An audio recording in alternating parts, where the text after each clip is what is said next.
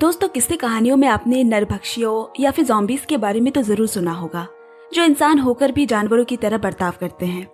ऐसे में जरा सोच कर देखिए, क्या हो अगर दुनिया में कुछ ऐसी ही महामारी हम आम इंसानों के बीच कोरोना की तरह फैल जाए तो, और इसकी चपेट में हर एक इंसान जानवर जैसा खौफनाक दिखने लगी।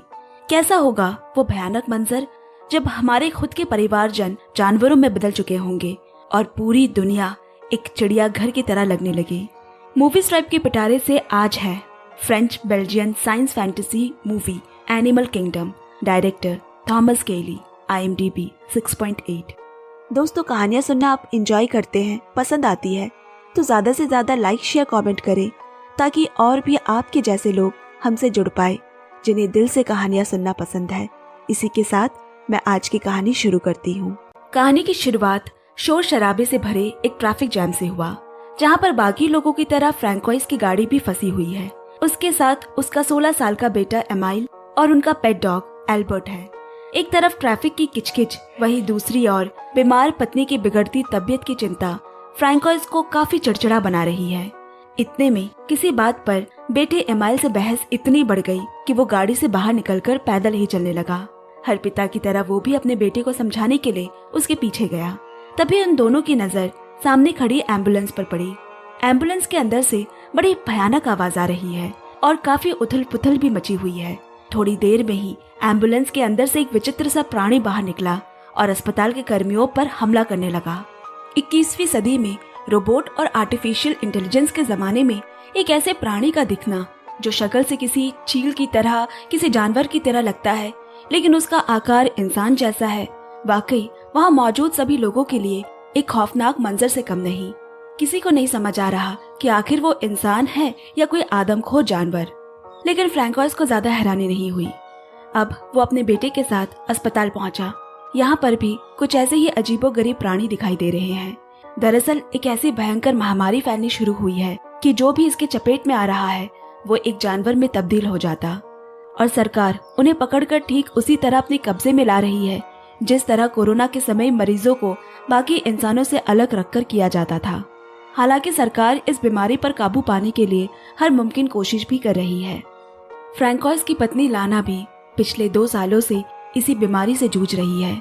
एक आदर्श पति और सच्चा जीवन साथी की तरह फ्रैंकोइस भी अपनी पत्नी के साथ रहकर उसका ख्याल रखना चाहता है, लेकिन इससे उसकी जान को भी खतरा है।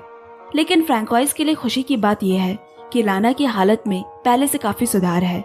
उसे जल्द ही एक रिसर्च सेंटर में ट्रांसफर किया जा रहा है, जहां उसका और भी बेहतर तरीके से इलाज हो सकेगा। फ्रैंकोइस यहाँ लाना से मिलने ही आया है, और वो भी किसी न किसी जानवर की तरह लग रही है। फ्रैंकोइस ने एमाइल को भी अपनी माँ से मिलने को कहा, जिस पर वो बोला, मैं माँ से मिलकर क्या करूँगा, वो तो मुझसे बात ही नहीं करती, बस टुकुर टुकुर निहारती रहती है। नादान एमाइल को क्या पता कि आखिर उसकी माँ किन परिस्थितियों से जूझ रही है, वरना कौन माँ होगी जो अपने बेटे को सीने से लगाने के लिए ना तड़पे। फ्रैंकोइस को यह अस्पताल में लाना के साथ रहने की इजाजत नहीं थी, इसीलिए उसने लाना के नए अस्पताल के नजदीक ही एक घर ले लिया। वहीं पे ही वो काम करने लगा, और एमाइल का भी नजदीकी स्कूल में दाखिला हो गया। स्कूल में उसकी सबसे पहली मुलाकात नीना नाम की लड़की से हुई, जो उसे दर्जनों सवाल करती है कि वो कहाँ रहता है, उसके नाम का मतलब क्या है, और उसके चेहरे पर ये जो निशान है वो कैसे पड़ा। नीना के इन बेवकूफियों भरे सवालों पर सब हंसते हैं, मगर इसमें उसकी कोई गलती नहीं। ये सवाल करने की आदत उसकी लाइलाज बीमारी ADHD की वजह से है, जिसमें ना तो सही की समझ होती है और ना ही गलत की। हालांकि एमाइल को नैना के इन सवालों से कोई खास तकलीफ नहीं, उल्टा वो उससे काफी प्रभावित था, और नीना के ये सवाल ही थे जो धीरे धीरे बोरियत भरे स्कूल में उसके आने का एकमात्र बहाना बन बैठा। कुछ दिनों बाद शहर में एक भयानक तूफान आया कि पूरा शहर तबाह होने की कगार पर आ गया। काफी नुकसान हुआ। बेचारे फ्रैंकोइस के लिए एक और नई मुसीबत खड़ी हो गई। उसके नए घर का थोड़ा बहुत नुकसान हुआ है, पर फ्रैंकोइस की जिंदगी में तो अभी इससे भी बड़ा तूफान आने वाला है। जी हाँ, सुबह सुबह फ्रैंकोइस अपने बेटे के साथ घर के बाहर बिखरी चीजों को सही करने में व्यस्त है। तभी उसे एक अननोन नंबर से फोन आया। एक महिला ऑफिसर है जूलिया। उसने फ्रैंकोइस को बताया, बीती रात तूफान में अस्पताल के एम्बुलेंस घटनाग्रस्त हो गई, जिसमें से कई मरीजों की जान चली गई और कुछ जिंदा बच गए। लेकिन फ्रैंकोइस की पत्नी की ना तो इस हादसे में मौत हुई है और ना ही वो जिंदा लोगों के लिस्ट में है। तो आखिर वो गई तो कहाँ? फ्रैंकोइस के पैरों तले जमीन खिसक गई। उसने शहर का चप्पा चप्पा छान मारा, हादसे वाले जगह पर भी जाकर ढूंढा, लेकिन उसे लाना कहीं नहीं मिली। तो अब फ्रैंकोइस ने एक चीज की। उसने अपने और अपने बेटे इमाइल के गंदे कपड़े आसपास मौजूद पेड़ों पर टांग दिए, ताकि अगर वहां से लाना गुजरे तो वो इन कपड़ों की सुगंध से उन्हें पहचान ले। इमाइल भी अपने बाबा के साथ काम में हाथ बटा रहा है कि इतने में उसे एक अजीब सा जीव नजर आया, जिसका मुंह कौवे की तरह चोट से भरा हुआ है। ये देख तो वो डर कर एकदम सहम गया, और इससे पहले कि वो कुछ कर पाता, वो जीव हवा में छूमंतर हो गया। अब अगले दिन उसके स्कूल में खेल प्रतियोगिता है। उसने भी रस्साकसी खेल में भाग लिया है। खेल शुरू हुआ, जहां उसके सामने तकरीबन 4 से 5 प्रतिद्वंदी थे। वही वो अकेला उनसे लड़ रहा। चेहरे पर एक भी सिकंज पड़े उसने उन्हें पलक झपकते ही हरा दिया, जैसे कि ये उसके लिए बाएं हाथ का खेल हो। अचानक खुद के अंदर आई ऐसी ताकत का अंदाजा उसे खुद भी पहली बार हुआ। ये महसूस होते ही वो परेशान होकर भागता हुआ घर पहुंचा और शीशे के सामने खड़ा हो गया। ये क्या, उसने देखा कि उसकी रीढ़ की हड्डी किसी डायनासोर की तरह बाहर निकल रही है। ये देखकर वो दहशत में आ गया, क्योंकि उसे समझ आ चुका है कि वो भी इस बीमारी के चपेट में आ चुका है। अब घबराकर वो बाथरूम में खुद के शरीर को खूब घिस रहा है, जैसे कोई मैल है जो छूट ही नहीं रहा। उधर एक शॉपिंग मॉल में फ्रैंकोइस की मुलाकात जूलिया से हुई। उसने उससे लाना के बारे में पूछा। जूलिया बोली, नहीं, अभी भी उसे ढूंढने की कोशिश जारी है। तभी एक जोरदार आवाज सुनाई पड़ी और देखते ही देखते पूरे मॉल में लोगों की अफरा तफरी मच गई। किसी ने चलाकर बताया कि उसने एक इंसानी शक्ल वाला जानवर देखा है। सभी उल्टे तरफ भागने लगे, बस एक वही फ्रैंकोइस जो उस जीव की तरफ भागने लगा, ये सोचकर कि कहीं वो उसकी लाना तो नहीं। वो प्राणी किसी ऑक्टोपस की तरह है, जो अपने लंबे चौड़े 8 हाथों से खूब उत्पात मचा रहा है। आखिरकार काफी कोशिशों के बाद जूलिया ने उस जानवर जैसे दिखने वाले इंसान को पकड़ लिया। इसके बाद शॉपिंग मॉल से निकलते वक्त जूलिया की नजर फ्रैंकोइस की खरीदी गई चीजों पर पड़ी, जो बहुत ज्यादा है और उनमें से तो अधिकतर घर के कामों में इस्तेमाल ही नहीं की जाती। ना जाने फ्रैंकोइस से सामान लेकर कहाँ जा रहा है। जूलिया के टोकने पे वे बोला, ओह ये सब तो कैंपिंग के लिए है। लेकिन असल में वो इन सब सामान की मदद से लाना को ढूंढने जाएगा, क्योंकि उसका दिल गवाही दे रहा है कि वो जंगल में कहीं खो गई है और वो उसे ढूंढ कर ही रहेगा। जबकि सरकार ने ऐसे मरीजों को इंसान से दूर रहने की सख्त हिदायत दी है, लेकिन फ्रैंकोइस नहीं सुनने वाला। अगले दिन फ्रैंकोइस एमाइल को लेकर लाना को ढूंढने जंगल की ओर निकल पड़ा। एमाइल पूरे दिन जोर जोर से अपनी माँ को जंगलों में आवाज लगाता, पर माँ का कोई नामो निशान नहीं मिला। ना जाने ऐसे कैसे वो कहीं चली गई, जमीन निगल गई या फिर आसमान खा गया। वो कहीं तालाब में तो नहीं डूब गई, किसी ने उसे मार तो नहीं दिया। ऐसे सैकड़ों ख्याल फ्रैंकोइस और एमाइल के दिमाग में चल रहे हैं। और तभी उनका कुत्ता एल्बर्ट गाड़ी से निकलकर अचानक जंगल में भागने लगा। एमाइल भी उसके पीछे भागा। असल में एल्बर्ट को किसी जीव की मौजूदगी का एहसास हुआ है। वो उसी का पीछा करने गया है। ये जीव बंदरों की तरह पेड़ पर चढ़ रहे हैं कि इतने में एमाइल पर एक प्राणी ने हमला कर दिया। ये वही चील की शक्ल वाला प्राणी है जिसे हमने कहानी की शुरुआत में देखा था। इससे पहले कि वो जीव एमाइल को मार डालता, उसकी नजर एमाइल के शरीर में मौजूद उन निशानों पर गए, जो ये साफ साफ बता रही है कि वो भी उन्हीं में से एक है, और उसने उसे छोड़ दिया। लेकिन एमाइल को काफी चोटें आई है। फ्रैंकोइस खून को देख घबरा कर तुरंत तेज गाड़ी चलाकर एमाइल को अस्पताल ले जा रहा है। लेकिन एमाइल किसी भी कीमत में अस्पताल नहीं जाना चाहता। उसके पसीने छूट रहे हैं, क्योंकि वो जानता है कि उसे भी वो भयंकर बीमारी हो चुकी है, और ये भी कि वो जल्द बदलने वाला है। ऐसे में अगर डॉक्टर्स की नजर उस पर पड़ गई तो वो उसे वापस घर नहीं आने देंगे। उसकी आजादी, उसकी खुशियाँ और उसकी जिंदगी में आया नया प्यार, नीना, सब कुछ उससे देखते देखते छिन जाएगा। वो अस्पताल ना जाने की जिद करने लगा। इतने में रास्ते में उन्हें जूलिया मिल गई, जो जबरदस्ती उसे मरहम पट्टी कराने अस्पताल ले आई। चोट पर मरहम पट्टी करने के बाद उसे छोड़ दिया गया। जिस बात का डर था वैसा कुछ नहीं हुआ। किसी को अभी तक शक नहीं हुआ है, क्योंकि वो अभी भी पूरी तरह से बदला नहीं है। इधर शहर में माहौल इतना खराब हो चुका है कि सरकार ने भीड़ अफरा तफरी को काबू में रखने के लिए सेना की टुकड़ी भेजी है, जहां चारों तरफ बंदूक लिए उनका कड़ा पहरा रहेगा। अब धीरे धीरे एमाइल में तब्दीलियां दिखने लगी है। जैसे कि जब वो घर आया तो वो अपने घाव को किसी जानवर की तरह चाट रहा है।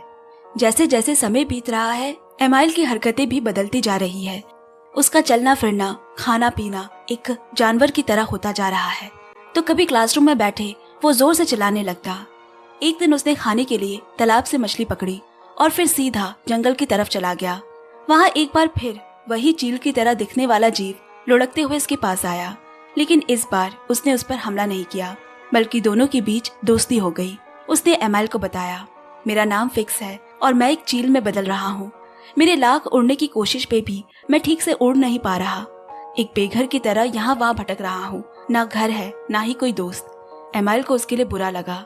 अब वो तालाब के पास उसे उड़ना सिखाने लगा, उसके लिए घर बनाने की व्यवस्था की। यहाँ दूसरी तरफ रेस्टोरेंट में काम कर रहा फ्रैंकोइस पर एक जीव ने हमला कर दिया। खुद को उस भयंकर जीव से बचाते वक्त उसकी नजर एक और जीव पर गई जो उसे उसकी पत्नी लाना जैसी लगी, लेकिन उसके ठीक से पहचान पाने से पहले ही वो जीव वहां से भाग गया। इधर ये अजीब सा जीव फ्रैंकोइस की छाती पर अपना पैर रख जोर जोर से चिल्ला रहा है। तभी रेस्टोरेंट की मालकिन वहां आई और उस जीव को चुप कराने लगी, जैसे मानो वो उसे जानती है। लेकिन गौर करने वाली बात यह है कि उस जीव के पैरों में बेड़ियां लगी हुई है। अब तक पुलिस भी वहां आ गई। पैरों में लगी बेड़ियों की वजह से वो तेजी से भाग नहीं पाया और पुलिस के हाथों पकड़ा गया। अब मालकिन ने बताया कि वो उस जीव की बहन है। पुलिस और सबसे छुपाए रखने के लिए ही उसने उसे जंजीर से बांधे रखा था, मगर लाख कोशिशों के बावजूद उसका भाई आज पकड़ा गया। ये सुनकर फ्रैंकोइस को लाना की याद आ गई और बिना देरी किए वो भी पुलिस के साथ उसे ढूंढने जंगल आ पहुंचा। लेकिन इस बार भी उसे लाना कहीं नहीं मिली। वापस आते समय उसे अपने बेटे की साइकिल वहां जंगल में मिली। वो उसे घर ले आया। अब यहाँ घर के सिंक में पानी भर जा रहा है। फ्रैंकोइस जब उसे खोलने की कोशिश करता है तो उसके हाथ टूटे हुए नाखून लगे जो उसके ही बेटे के हैं। उसे समझते देर नहीं लगा कि उसका बेटा भी अब बदल चुका है। एमाइल, जो इसके बारे में किसी को बता नहीं पा रहा, अंदर ही अंदर घुट रहा है, छुपता फिर रहा है। चुपचाप पूरी दुनिया से छुपकर वो इस दर्द को सीने में छुपाए एक अनजान बन गया है। फ्रैंकोइस अपने बेटे का ये दर्द, उसकी ऐसी परिस्थिति को समझ रहा और अब वो लाना की तरह एमाइल को खोने का बोझ नहीं सह पाएगा। एमाइल के घर आते ही उसने उससे सारी सच्चाई पूछी और कहा, तुम चाहे जानवर ही क्यों ना बन जाओ, मगर रहोगे तो हमेशा मेरे बेटे ही। एक दिन रेस्टोरेंट में एक पार्टी चल रही है। एमाइल भी वहाँ आया। उसके बड़े बड़े नाखून साफ साफ दिखाई दे रहे हैं। ये देख फ्रैंकोइस अपने बेटे पर काफी गुस्सा हो जाता है, जिस पर एमाइल ने अपने ही पिता को काट लिया। थोड़ी देर बाद वो रुक गया। उसे एहसास हुआ कि ये वो क्या कर रहा है। आखिर कौन सा पिता अपने बच्चे को दुख में देखना चाहता है। असलियत में वो उसे लोगों की नजरों से बचाना चाहता है। पल पल बढ़ती एमाइल की चिंता उसकी आंखों में देखी जा सकती है। वो किसी भी कीमत पर उसे खोना नहीं चाहता। अब वो खुद ही एमाइल के नाखून काटने लगा। उसी रात एमाइल नीना से उसके फार्म हाउस में मिलता है, जहाँ दोनों के बीच कई राज खुलते हैं। मगर नीना को एमाइल के बारे में सब पहले से ही मालूम था और इससे उसे कोई फर्क भी नहीं पड़ता। वो भी उसे उतना ही प्यार करती है और सच्चे प्यार में सूरत नहीं सीरत देखी जाती है। दुनिया में अलग अलग तरह के लोग होते हैं, सबकी अपनी सोच, अपनी अलग पसंद होती है, मगर जो सबसे महत्वपूर्ण होता है वो है इंसानियत। एक तरफ जहाँ नीना को एमाइल की बीमारी से कोई मतलब नहीं था, वहीं उसके क्लास में कई दूसरे बच्चे जो ये जानने के बाद उसका मजाक उड़ाते, उसे परेशान करते। उन्हीं बदमाश बच्चों में से है विक्टर, जो एमाइल के सामने ऐसी तेज आवाजें निकालता है जो इंसानों को नहीं बल्कि जानवरों को बड़ा परेशान करती है। इसी आवाज से एमाइल चिड़चिड़ा हो उठा और अपने असली रूप में आते ही उसने विक्टर पर हमला कर दिया। विक्टर के रोने की आवाज से चारों तरफ अफरा तफरी मच गई और सभी समझ गए कि यहाँ जरूर कोई जीव आया था। जिसके बाद पुलिस की एक सेना बंदूकें लेकर उसे ढूंढने के लिए निकल जाती है। अब एमाइल बुरी तरह से फंस चुका है और तभी फिक्स अपने एक लौते दोस्त की मदद करने को ठीक वहाँ पहुँचा, मगर बचाते वक्त गोली लगने से वो वहीं मारा गया। लेकिन इससे एमाइल को वहाँ से भागने का मौका मिल गया। अब वो भी जंगल में उसी जगह छुप कर रहने लगा जैसे फिक्स किया करता था। एमाइल के लिए जिंदगी बिताना अब वैसा नहीं रहा। जब मानव का विकास नहीं हुआ था तो वो ऐसे ही जंगलों में रहते थे, एक आदि मानव जानवर की तरह। एमाइल भी वैसे ही जिंदगी गुजार रहा है। पेड़ों से फल फूल तोड़कर खाता, तालाब में नहाता, खुद ही शिकार करता और धीरे धीरे उसका पूरा का पूरा शरीर भी एक बेहद भयानक जानवर का आकार लेने लगा। समझ नहीं आ रहा कि मानव के इस तरह अत्याधुनिक खोज और प्रयोग उनका विकास कर रहे हैं या पतन की ओर ढकेल रहे हैं। इधर जंगल को अपना घर मान बैठा एमाइल को उसके ही जैसे और भी प्राणी वहाँ दिखाई देते हैं जो उसी की तरह बेघर और लाचार है। कोई भी इस तरह अपने लोगों से अपना घर छोड़कर दुनिया से अलग थलग नहीं रहना चाहेगा। एक दिन एमाइल को उन्हीं के बीच अपनी माँ दिखाई दी। उसे अपनी आंखों पर यकीन नहीं हो रहा। आज इतने समय बाद उसे अपनी माँ की गंध मिली। कितना खुश है वो। उसकी माँ उसे इशारा कर रही है कि यहाँ वो सुरक्षित है। लेकिन इंसान जहाँ भी जाता है वहाँ तबाही मचाता है, और यहाँ भी वो शांति भंग करने पहुँच गया। पहले तो आर्मी की सेना ने वहाँ आंसू के गोले छोड़े, जिससे सभी जीवों के बीच हलचल पैदा हो गई, और फिर एक यंत्र से तेज आवाजें निकालकर उन सभी को परेशान करने लगे। कुछ तो सेना के हाथों पकड़े गए, वहीं कुछ वहाँ से भाग जाते हैं। एमाइल भी आर्मी के हाथों पकड़ा गया, लेकिन किसी जानवर के रूप में नहीं, बल्कि एक इंसान के रूप में। अब यहाँ पुलिस स्टेशन में पुलिस एमाइल को उसके पिता के पास छोड़ने के लिए राजी तो हो गई, लेकिन उसे एक पेपर पर साइन करना होगा कि वो गलती से उस जंगल में चला गया था। लेकिन जब वो पेपर पर साइन करने गया तो उसके हाथ काम नहीं कर रहे। वो गुस्से में जोर जोर से गुर्राने लगा, जिसकी आवाज बाहर खड़े पुलिस को भी सुनाई पड़ी। अब पुलिस वाले एमाइल को पकड़ने ही वाले थे कि तभी फ्रैंकोइस ने उन पर हमला कर दिया और वो पुलिस स्टेशन से अपने बेटे को लेकर भाग खड़ा हुआ। अब रास्ते में एमाइल ने कहा, पापा मुझे घर नहीं जाना, मेरा घर तो अब वो जंगल है जहाँ मैं अपनी माँ के पास रहना चाहता हूँ। फ्रैंकोइस ने भारी मन से हामी भर दी। वो भी जानता है कि अगर वो उसके साथ रहा तो वो जिंदा नहीं रह पाएगा। सबकी नजरों से बचाकर उसने एक आखिरी बार अपनी नमी भरी आंखों से जी भर कर एमाइल को देखा और उसे जंगल में छोड़ दिया। और इधर एमाइल जंगल की तरफ गरजते हुए दौड़ने लगा। इसी के साथ मैं ये कहानी यही समाप्त करती हूँ। दोस्तों, ये कहानी भले ही काल्पनिक हो, लेकिन कहानी में होने वाले वो सभी दर्दनाक घटनाएं जो महामारी के दौरान इंसानों के बीच फैली, उन सभी सच्चाइयों से वाकिफ करवाती है, जिसकी वजह से ना जाने कितने लोगों की जिंदगी तबाह हो गई। दोस्तों, कहानी पसंद आई तो लाइक, शेयर एंड कमेंट पक्के से करें। Keep loving and keep listening movies tribe. Love you, bye bye and take care.